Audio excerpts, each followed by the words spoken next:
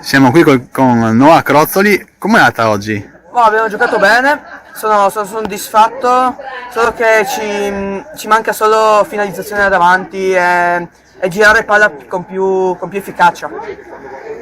E cosa manca a questa squadra secondo te per... Ma serve una punta che faccia il lavoro, non di Mendola che fa la sponda, ma uno proprio un fantasista che crea gioco.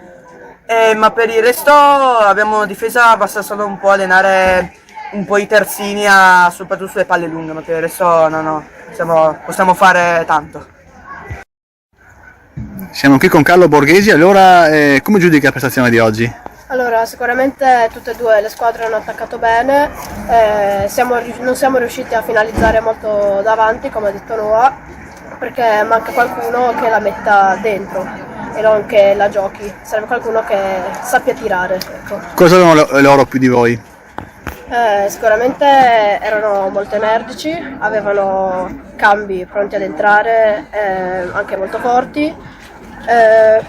Sì, hanno saputo metterla dentro e creare azioni da gol. Siamo qui con Matteo Blenist, come valuti la tua prestazione oggi? Per me, secondo me, ho fatto molto bene, anche se mi mancava un po' di finalizzazione là sopra. Avrei potuto sicuramente far di più e spero la prossima volta di far di meglio. Quali sono i punti di forza di questa squadra? Dove siete cresciuti di più?